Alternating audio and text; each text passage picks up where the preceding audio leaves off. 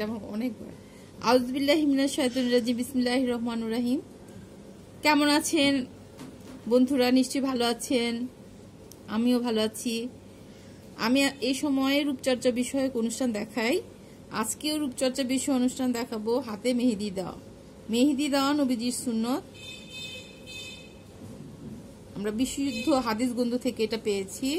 নবীজি একজন মহিলা সাহাবীকে বলেছিলেন যে এটা পুরুষের হাত নাকি নারীর হাত, তখন উনি বলেছিলেন যে এটা নারীর হাত। তখন নবীজি বলেছিলেন তাহলে মেহেদি কোথায়? তার মানে মেহেদি দেওয়া, নবীজি অনেক খুশি হতেন নারীদের মেহেদি দিতে হবে। মেহেদি দেওয়া নবীজির সুন্নত। একটা সুন্নত যে জিন্দা রাখবে সেও আমরা নবীজির সঙ্গে জানাতে যেতে পারবো। নবীজির সুন্নতকে যে ভালোবাসে সে নবীজিকে ভালোবাসে। আর নবীজি বলেছেন আমাকে যে ভালোবাসে সে জানাতে আমার সঙ্গে থাকবে। তাই আমি প্রত্যেক শুক্রবারে সময় করে মেহেদি নখ কাটি, মেহেদি দেওয়ার চেষ্টা করি। এখন মেহেদি দিচ্ছি, দেখতে পাচ্ছেন।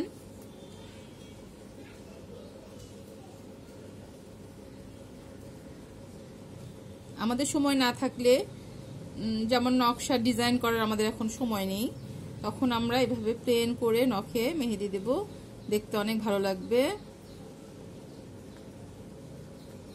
দেখতে পাচ্ছেন। আপনারা বাটা মেহেদিও দিতে পারেন, গাছের টিউবের মেহেদি দিতে পারেন।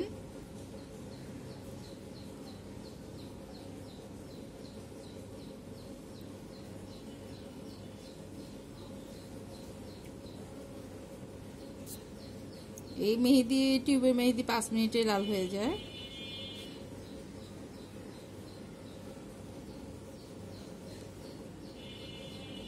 দেখতে পাচ্ছেন।